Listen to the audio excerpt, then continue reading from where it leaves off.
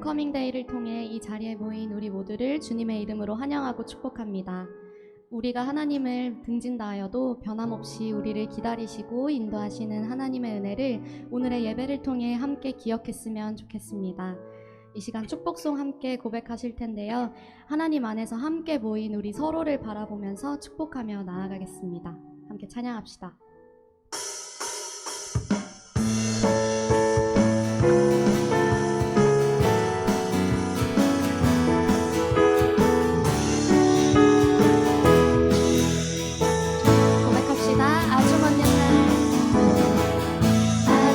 옛날 하늘에서는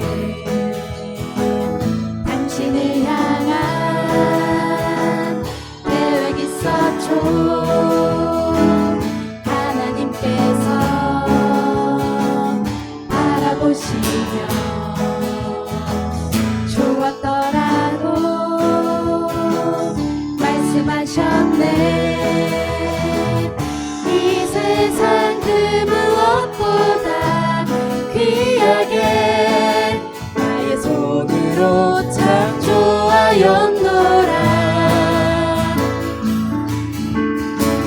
내가 너로 인하여 기뻐하노라. 내가 너를 사랑하노라.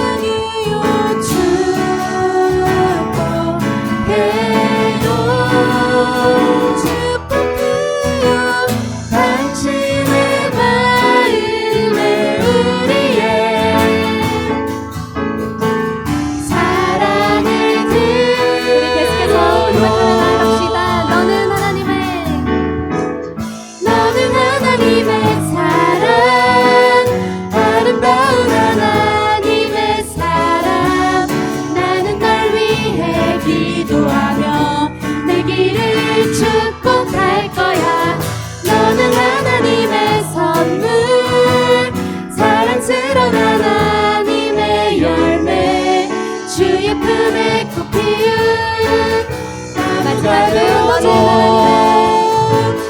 너는 하나님의 사랑, 아름다운 하나님의 사랑.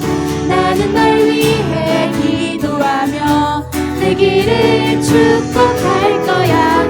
너는 하나님의 선물, 사랑스러운 하나님의 열매, 주의 품에 꽃 피운 나무가 되어줘. 주의 품에 꽃 피운 나무가 되어줘. 주의 품에 꽃 피운 나무가 되어줘.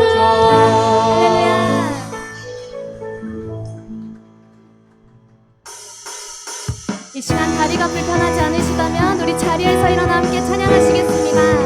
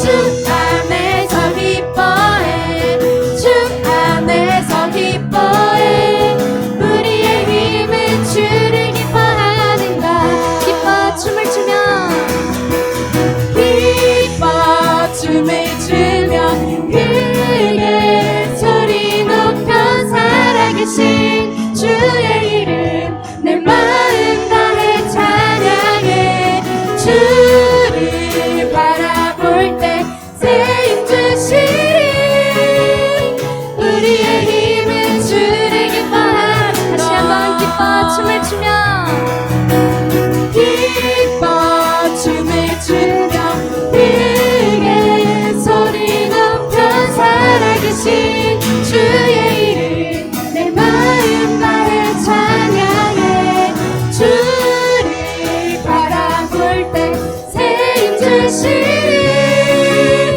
우리의 힘은 주를 기뻐하는 것 무화과 나무 마르고 무화과 나무 마르고 포도 열매 없어도 주님들 함께 하시니 나는 기뻐하고 즐거워하리로다 무화과 나무 마르고 포도 열매 없어도 주님들 함께 하시니 나는 기뻐하고 즐거워하리로다 목소리로 고백합시다 기뻐 기뻐 춤을 추며 크게 소리 높여 살아계신 주의 이름 내 마음 다해 찬양해 주를 바라볼 때 새 힘 주시리 우리의 힘은 주를 기뻐하는 마지막으로 기뻐 춤을 추며 기뻐 춤을 추며 크게 소리 높여 살아계신 주의 이름 내 마음 다해 찬양해 주를 바라볼 때 새 힘 주시리 우리의 힘은 주를 기뻐하는가 주의 이름 송축하리 주의 이름 송축하리 주의 이름 송축하리 지존하신 주의 이름 찬양 주의 이름 송축하리 주의 이름 송축하리 지존하신 주의 이름 찬양 주님의 이름은 강한 선물 그곳에 달려간 자 안전하리 주님의 이름은 강한 선물 그곳에 달려간 자 안전하리 아멘 거룩하신 주의 이름 거룩하신 주의 이름 거룩하신 주의 이름 찬양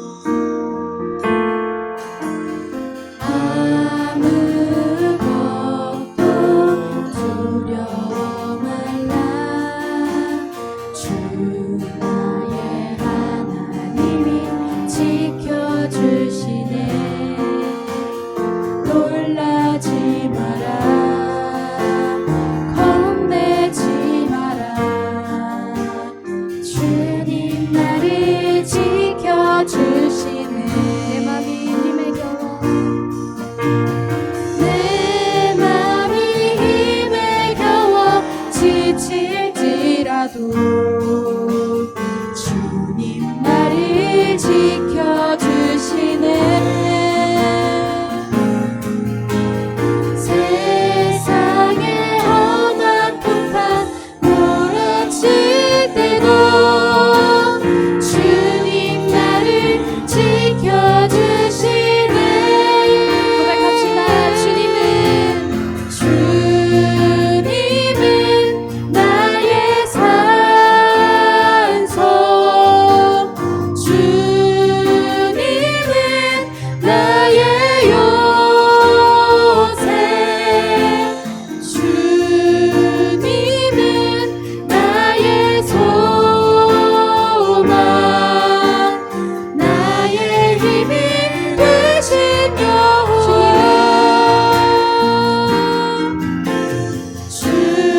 주님은 나의 산소, 주님은 나의 요새, 주님은 나의 소망,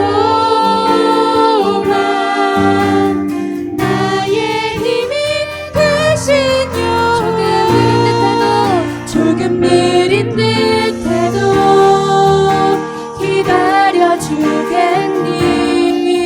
조금 더딘 듯해도 믿어줄 수 있니. 네가 가는 그 길 절대 헛되지 않으니 나와 함께 가자. 앞이 보이지 않아도 나아가 주겠니.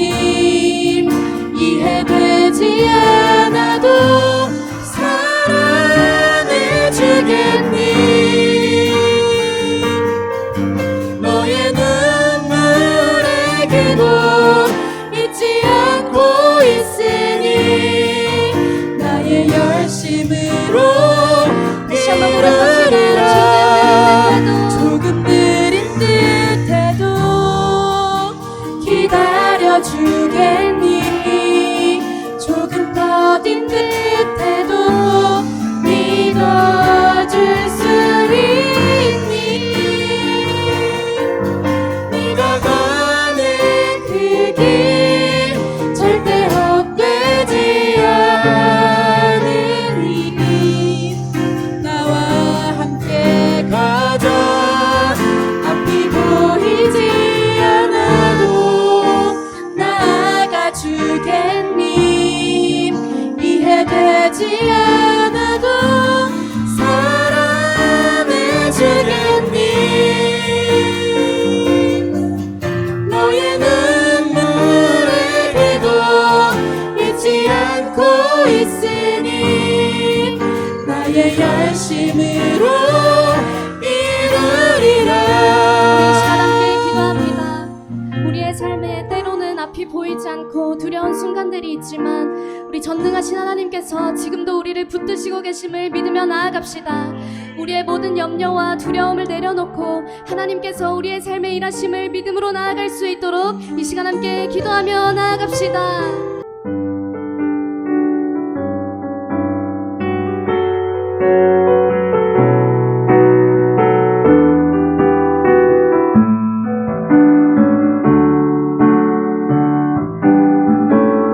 선하신 목자 날 사랑하는 분 주 인도하는 곳 알아가리.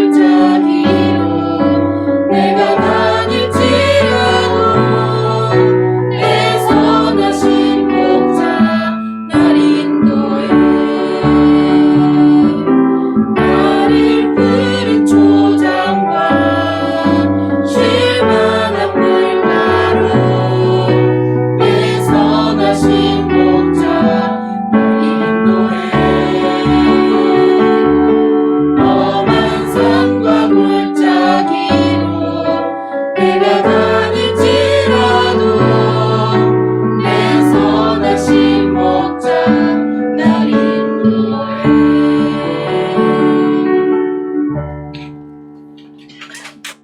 여러분, 세상 일도 그렇지만 우리가 교회 사역에 있어서 7월, 8월 달은 하반기 사역을 위한 쉼과 또 재충전을 위한 아주 중요한 기간이라고 할 수가 있습니다. 그래서 이제 많은 분들이 이제 뭐 휴가도 가지요. 그리고 또 교회 같은 경우에는 앞서 봤던 우리 여름 성경학교나 수련회 또 회복 캠프를 통해서 영적인 재충전의 시간을 이제 갖게 되는 겁니다.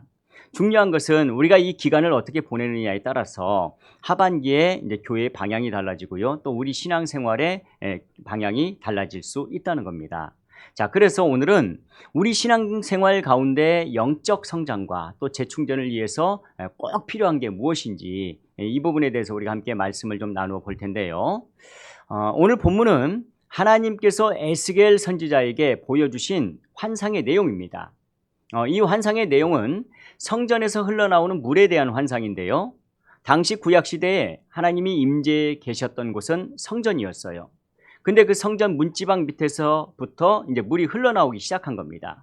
자, 1절 말씀을 우리가 다시 한번 읽어보도록 합니다. 시작.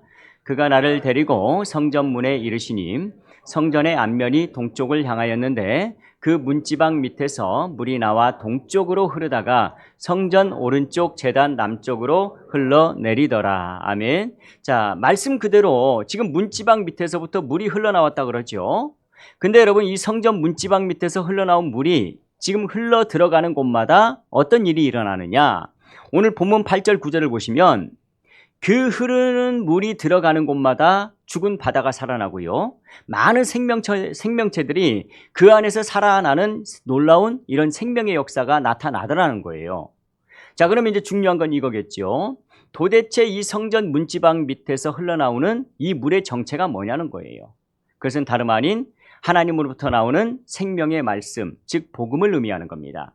그런가 하면 요한복음 7장에 보면 이 말씀을 통해 부어주시는 강력한 성령의 역사를 의미한다고 보시면 되는 거예요. 그러니까 정리하면 이런 겁니다.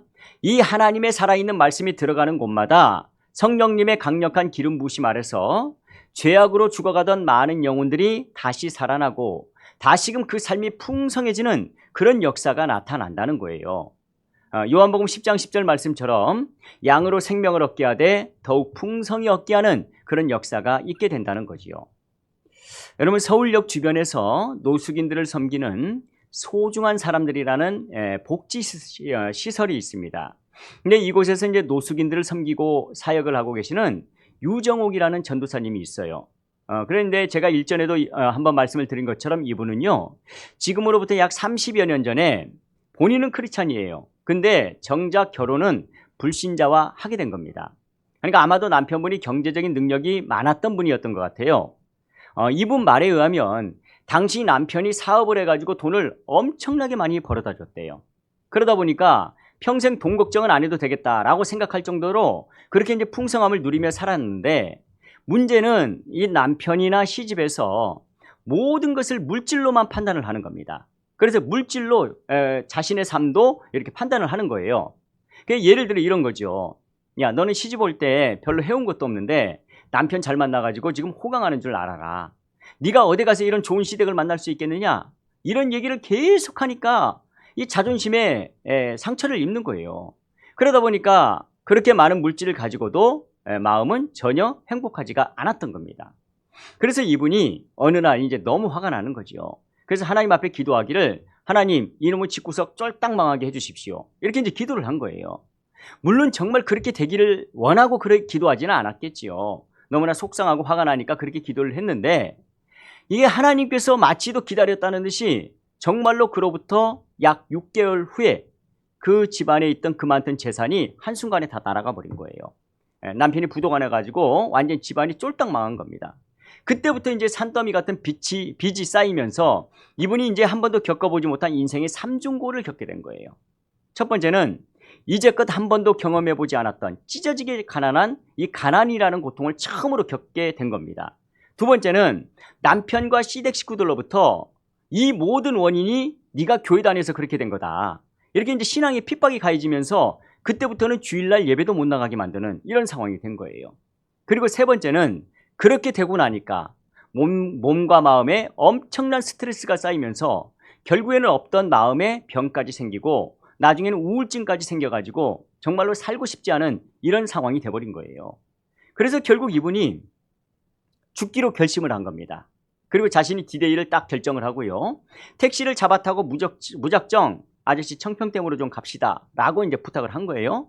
근데 이제 택시기사분들은 워낙 많은 손님들을 이렇게 태우다 보니까 직감적으로 딱 아는 거예요. 아, 이분이 죽으려고 하는 거구나. 눈을 보니까 동공이 벌써 풀려 있는 거예요. 맛이 간 거예요. 그래서 이분이 이제 이분이 죽으러 가는구나 생각해서 그랬는데 감사하게도 이 택시기사분이 예수님을 믿는 분이었던 거예요. 그래서 말하기를 지금 죽으려고 하나 보네요. 어차피 그러면 죽을 거라면 근처에 유명한 기도원이 하나 있는데 그곳에 가서 딱 한 시간만 있다 가면 어떻겠냐 이런 제안을 한 거예요. 그러더니 자기가 대답도 하기 전에 이미 차를 기도원 방향으로 돌리고 가더라는 거예요.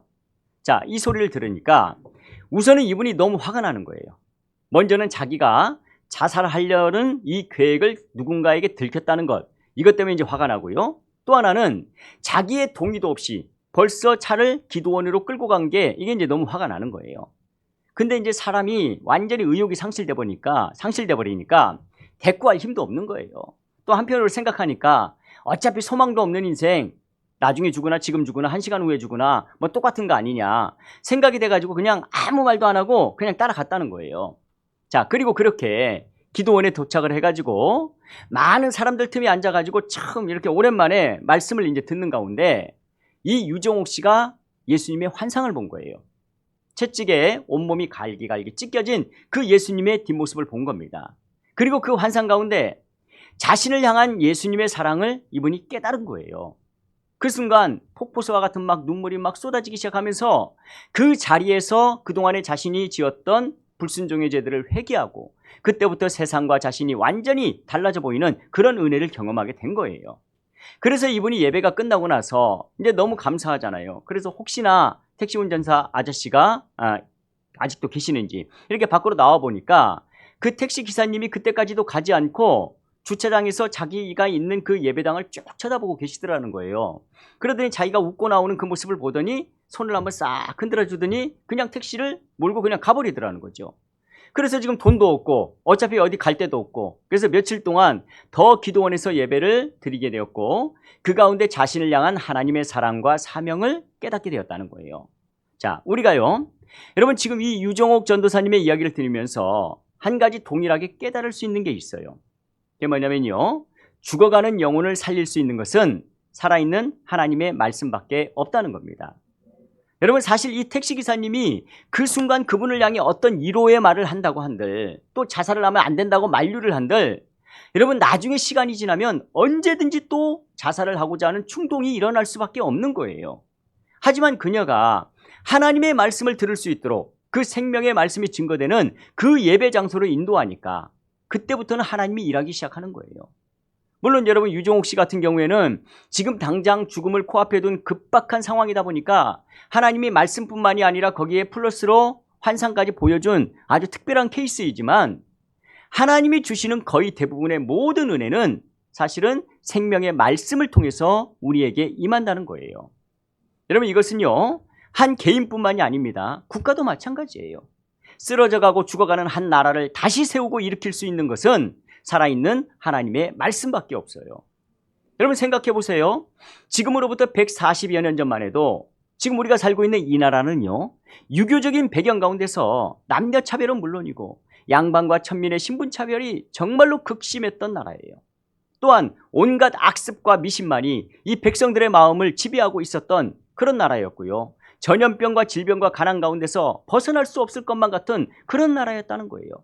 근데 이런 척박한 죽음의 땅에 하나님께서 외국 선교사들을 보내셔서 생명의 말씀을 가지고 들어오자 여러분 이 무지한 백성들에게 그때부터 이 사람들 안에 있는 자신의 죄가 드러나기 시작했던 것이고 그로 인해 회개하고 온갖 사의 악습과 미신에서 자유하게 되었던 것이고 모든 사람이 주 안에서 하나가 되는 놀라운 역사가 일어났다는 거예요.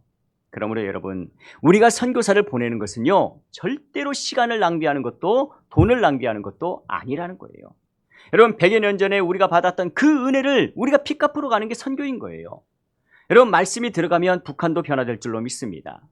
모슬렘과 가난한 아프리카를 비롯해서 온갖 악습과 미신에 매여여 단 한순간도 자유하지 못하는 그들에게 꼭 필요한 것은 살아있는 하나님의 말씀밖에 없다는 거예요. 보세요. 오늘 이 성전 문지방 밑에서 흐르는 이 물이 여러분 바다로 흘러들어가니까 그 죽음의 사해바다가 살아나기 시작하잖아요. 복음이 들어가면 에스겔 골짜기의 마른 뼈도 살아나서 하나님의 군대가 될 수 있는 거예요. 마찬가지예요.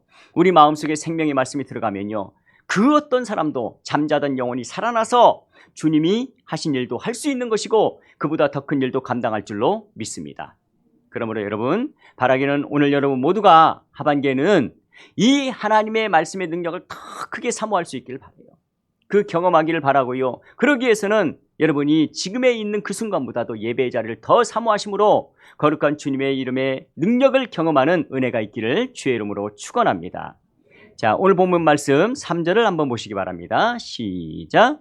그 사람이 손에 줄을 잡고 천척을 측량한 후에 내게 그물을 건너게 하시니 물이 발목에 오르더니. 아멘. 자, 주의 사자가 물의 깊이를 천척을 측량한 후에 이 에스겔 선지자에게 이제 들어와 보라고 이제 권면을 한 거예요. 그래서 이제 들어갔더니 물이 어디까지 차올랐다 그러죠?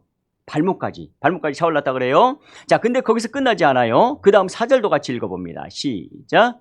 다시 천척을 측량하고 내게 물을 건너게 하시니 물이 무릎에 오르고 다시 천척을 측량하고 내게 물을 건너게 하시니 물이 허리에 오르고 다시 천척을 측량하시니 물이 내가 건너지 못할 강이 된지라. 아멘. 자, 지금 가면 갈수록 수위가 점점 올라가고 있는 걸 볼 수가 있죠. 여러분 분명히 문지방에서 나올 때는 어때요? 쫄쫄쫄쫄 흐르는 그냥 시냇물 정도였다는 거예요. 근데 이제 더 깊은 곳으로 가면 갈수록 나중에는 사람이 완전히 잠길 만큼의 깊은 강이 되었다는 거예요. 자, 그러면요, 여러분 이 환상이 지금 말하고자 하는 핵심적인 내용은 뭘까요? 이게 바로 하나님 나라의 특징이라는 겁니다. 하나님의 나라는 처음에는 미약해 보여요. 하지만 가면 갈수록 창대해지는 것이 하나님 나라의 특징이라는 겁니다. 그래서 이게 이제 나중에 신약에 넘어오면 겨자씨의 비유가 되고요, 누룩의 비유라고 할 수가 있는 거지요. 하나님의 나라는 처음에는 아주 작아 보여요. 이거 가지고 뭘 할 수 있을까? 하지만 이게 가면 갈수록 더욱더 왕성해지고 풍성해지는 그런 영광을 경험하게 되는 거예요. 그렇다면 여러분 이것을 우리가 우리의 개인 신앙에 적용을 해본다면 여러분 이것은 결국 하나님께서 우리를 생명이 더욱 풍성한 자리로 지금 초청하고 부르시는 거예요. 그러니까 쉽게 말하면 지금 발목 정도의 신앙에 만족하는 분들이 있다라면 하나님은 지금 더 깊은 곳으로 지금 들어오라고 여러분을 초청하고 계신 거예요. 그리고 무릎 정도에 만족하고 있는 그런 분들에게는 허리까지 차오르는 그 신앙의 자리까지 들어오라고 하나님이 지금 부르시는 것이고요. 또 나중에 아예 자신의 몸이 완전히 잠겨버리는 그 자리까지 우리를 지금도 부르시는 하나님의 초청이라는 거예요. 왜냐하면 하나님은 우리가 지금 이 수준에 만족하기를 원하지 않아요. 하나님은 우리가 앞으로 더 생명을 얻되 더 풍성히 얻게 되기를 원하고 계시기 때문에 그런 거예요. 중요한 건 뭐냐면요, 세상에 어떤 성장이 됐던 간에 그냥 가만히 있는데 시간이 지나니까 저절로 성장하는 것은 하나도 없다는 거예요. 아무리 세상 일이라 할지라도 여러분 내가 거기에 뭔가 투자를 하고 노력을 해야 성장하는 것이지 가만히 있는데 저절로 성장하는 건 하나도 없어요. 이건 신앙생활도 마찬가지입니다. 저와 여러분이 일주일에 단 한 번, 그것도 어떤 경우에는 마지못해 그냥 나와서 드리는 그런 예배 가운데 여러분 과연 신앙의 성장이 얼마나 있다라고 생각하십니까? 여러분 제가 종종 드리는 말씀이지만 여러분 성도들마다 각자 자기의 용량이라는 게 있어요. 이게 무슨 말이냐면요, 예를 들어요, 새벽 기도회라든지 금요 기도회 때 제가 이제 여러분에게 말씀을 전하고 있고요, 여러분 우리가 오늘 우리에게 주신 하나님의 말씀을 가지고 뜨겁게 한번 기도합시다. 그러고 이제 주여 삼창 시키고 개인 기도를 시키잖아요. 그러면 5분 기도하는 사람은 항상 5분을 넘지를 못해요. 10분 기도하는 사람은 늘 10분 이상을 딱 넘지를 못하고요. 30분 기도하는 사람은 그 30분 딱 지나면 어떻게 그렇게 정확한지 몰라요. 절대로 그 이상을 넘지 못해요. 그래서 예를 들어요, 어떤 성도가 그날따라 특별한 은혜를 받은 거예요. 야, 오늘은 내가 정말 마음 먹고 진짜 제대로 오랜만에 이 기도를 많이 해봐야겠다.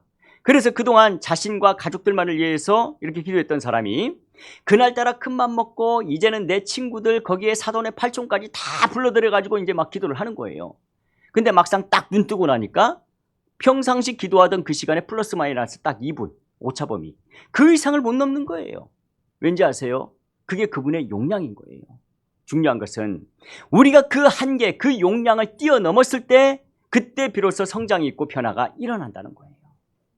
여러분 보세요. 예수님의 제자들을 한번 생각해 볼까요? 우리가 이 사복음서를 보면 이 예수님의 제자들은 예수님으로부터 다이렉트로 제자 훈련을 받은 사람들이에요. 근데 여러분 이들에게도 기도의 한계치가 있었어요. 성경에 보니까 이 제자들의 기도의 역량이 얼마나 되었다라고 나오는 거 아니? 예수님이 기도 시간에 졸고 있는 제자들을 향해 이런 말씀을 하셨거든요. 너희가 나와 함께 1시 동안도 깨어 있을 수 없더냐. 자, 그러면 여러분 이 말씀을 보면 지금 제자들은 기도했다. 그러면 절대로 몇 시간을 못 넘었다는 거예요? 1시간이에요. 딱 1시간을 못 넘는 거예요. 문제는 그 패턴대로 나가면 절대로 더 이상의 성장이 없다는 거예요.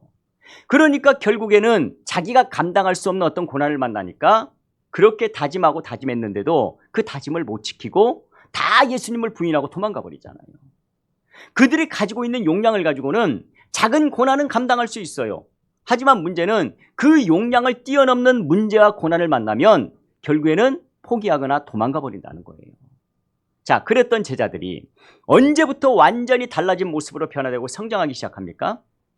가장 중요한 기점은 오순절 성령 강림 사건이었죠.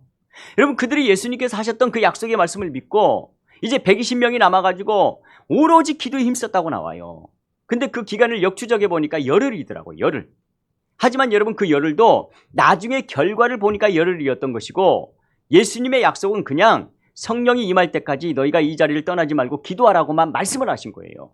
그렇기 때문에 그들은 그 약속 하나 믿고 기약 없이 그냥 무작정 언젠지도 모르고 그냥 기도한 거예요.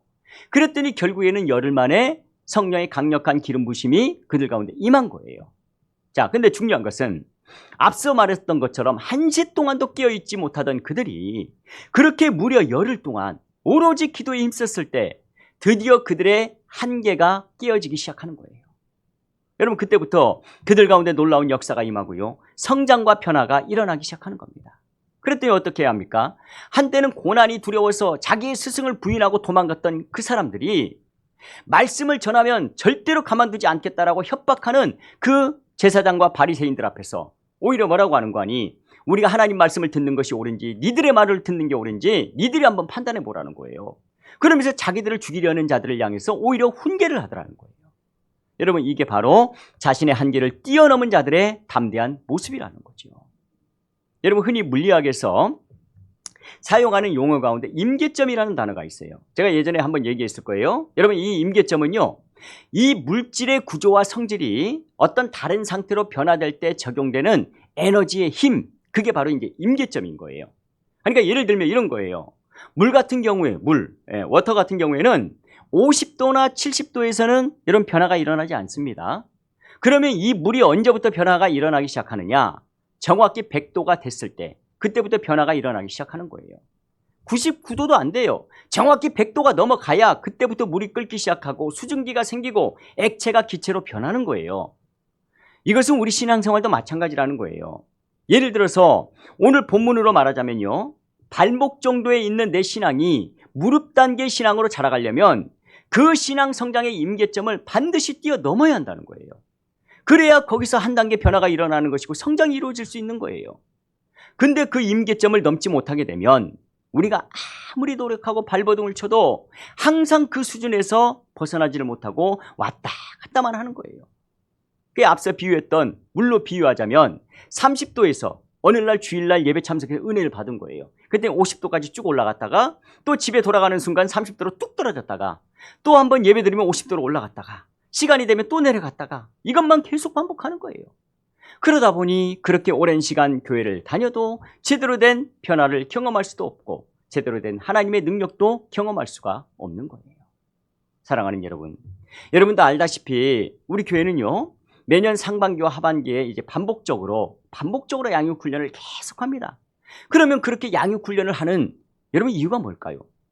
가장 큰 이유는 우리가 넘지 못하고 있는 그 신앙 성장의 임계점을 뛰어넘을 수 있도록 훈련을 하는 거예요. 지금 내가 가지고 있는 그 신앙생활의 일정한 패턴만 가지고는 내가 한계가 있기 때문에 14주라는 이 집중적인 훈련 과정을 통해서 내 신앙의 임계점을 뛰어넘을 수 있도록 집중적으로 하나님의 말씀과 기도를 쏟아붓는 거예요.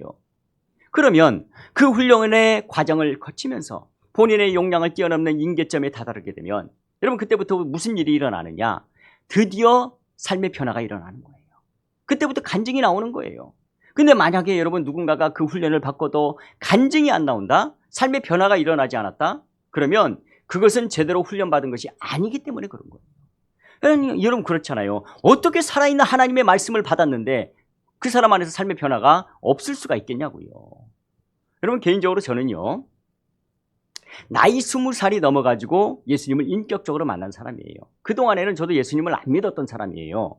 근데 제가 20살 때 섬겼던 그 교회는요. 저희 교회처럼 작은 상가교회였어요. 근데 당시 제가 섬기던 그 교회 목사님이 기도를 정말 많이 강조하던 분이셨어요. 그래서인지 수요 예배가 끝나면은 항상 청년들을 데리고요. 10시쯤 돼요. 그때부터 교회 성전부지가 있는 그곳에 가가지고 산기도를 시키는 거예요. 그게 이제 1년 365일 중에 52주를 그렇게 하는 거예요. 그래서 밤 12시가 넘을 때까지 그렇게 집중적으로 기도를 시키는 거예요. 그런가 하면 금요철야는 말 그대로 그냥 철야예요. 우리는 그냥 거의 10시 반 정도 되면 이렇게 10시 정도 되면 끝나지만은 그때 그 교회는요. 매주 금요일 저녁은 12시를 무조건 넘어야 돼요. 그때까지 하는 거예요. 특별히 여러분 수련회나 어떤 행사 앞두고는 21일, 40일 뭐 특별 새벽 기도를 하는데 여러분 그때마다 이제 제가 일반 청년이었는데도 불구하고 아무나 못 따는 그 운전면허를 제가 따가가지고는 그때부터 이제 제가 차량 운행을 하는 거예요.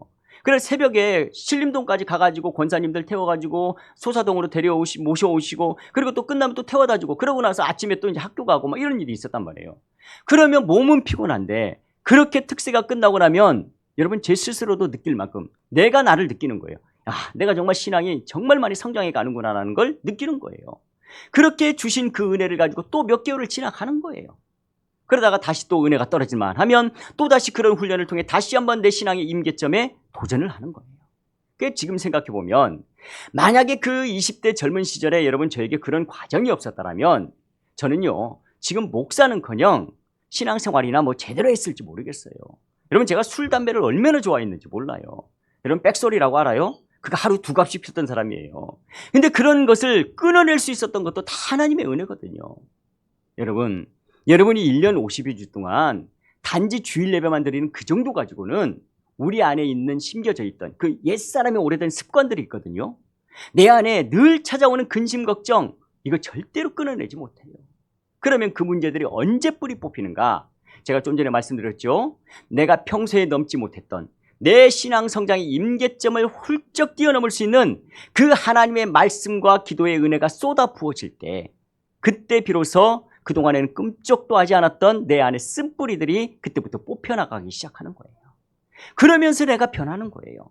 내가 변하면 가정이 변화되는 것이고요. 내 가정이 변하면 주변이 변화되는 거예요. 자, 이제 다음 주부터 우리는 회복 캠프를 시작해서 본격적으로 이제 하반기 훈련에 들어갈 거예요. 여러분 혹시나 아직까지도 이 훈련에 망설임이 있는 그런 분들이 계시다면 여러분 이번 기회에 다시 한번 결단하고 다짐하심으로 부디 여러분의 한계를 뛰어넘을 수 있는 폭발적인 성장을 경험하는 그런 은혜가 있기를 주의 이름으로 축복합니다. 그래서 여러분 우리도 이제는 좀 간증 있는 삶을 좀 살아야 되지 않겠어요? 이제 우리도 다른 사람 앞에서 당당하게 들었던 하나님이 아니라 내가 만난 하나님을 좀 자랑할 수 있는 그런 간증의 주인공이 되어야지요. 무엇보다 과거에 받았던 그 은혜 거기를 넘어서 이제는 그 간증이 계속 업그레이드 되는 그런 삶을 살아야지요. 오늘 발목 단계에 있었다면 이제는 무릎 단계의 간증이 나와야 되고요. 무릎 단계에만 있었다면 이제 허리로 넘어갈 수 있는 그 단계까지 가야 되고요. 또 허리 단계에 있는 그런 사람이라면 이제는 내 길을 훌쩍 뛰어넘을 수 있는 그 깊은 수준까지 나아가야 한다는 거예요. 그래야 우리가 그 간증 가지고 전도도 할 수 있는 것이고 그래야 내 삶에 하나님이 주시는 그 은혜와 능력도 경험할 수 있는 거예요. 자, 이제 오늘 말씀을 정리합니다. 여러분, 하나님께서는 오늘 에스겔에게 보여주신 이 성전 문지방에서 흐르는 이 물의 환상을 통해서 죽어가는 것을 살릴 수 있는 것은 오직 살아있는 하나님의 말씀밖에 없다는 것을 오늘 우리에게 보여주고 있어요. 여러분, 사실 우리 주변을 살펴보세요. 앞서 말씀드렸던 그 유정옥 전도사님 같은 분들이 우리 주변에 얼마나 많은지 몰라요. 정말 이 세상 가운데서 탈출구를 찾지 못해서 오늘은 청평댐으로 갈까, 한강으로 갈까, 아니면 옥상으로 올라갈까, 하루에도 수십 번씩 그렇게 갈등하고 흔들리고 고민하는 사람들이 의외로 너무나 많아요. 오늘 우리가 그들에게 앞서 그 택시기사님처럼 여러분, 이 생명의 말씀이 선포되는 그 자리로 그들을 이끌어줘야 되지 않을까요? 전도라는 건 그렇게 시작이 되는 거예요. 그들을 살릴 수 있는 것은 오로지 살아있는 하나님의 말씀밖에 없다는 것을 믿고 말씀이 있는 자리로 인도해 주는 것, 그게 바로 복음인 거예요. 이것은 우리도 마찬가지예요. 요즘 내가 내 삶에 기쁨이 많이 사라졌다, 신앙생활 가운데 감격이 없다, 내 삶과 가정 가운데 뭔가 좀 이제는 특별한 변화가 좀 필요하다, 하나님의 개입하심이 있어야 된다, 그렇다면 오늘 우리 안에 더욱더 하나님의 말씀이 강물처럼 흘러넘치도록 신앙의 변화를 주어야 한다는 거예요. 그랬을 때 물가에 심기운 나무가 가뭄 가운데서도 시절을 쫓아 풍성한 열매를 맺는 것처럼 오늘 우리 가운데도 그와 같은 생명의 열매들이 맺혀지는 거예요. 그러므로 바라기는 이번 하반기에는 여러분들이 다시 한번 내 신앙 성장의 임계점을 뛰어넘을 만큼의 그 말씀을, 또 기도를 여러분 마음 가운데 계속해서 쏟아부으심으로 이제는 그 신앙 성장의 임계점을 훌쩍 뛰어넘어서 삶의 변화를 경험하는, 내 머릿속에만 존재하던 그 신앙의 이론들이 이제는 내 삶의 능력이 되고 열매가 되어 나타나는 그런 은혜의 역사를 경험할 수 있기를 주님의 이름으로 축원합니다.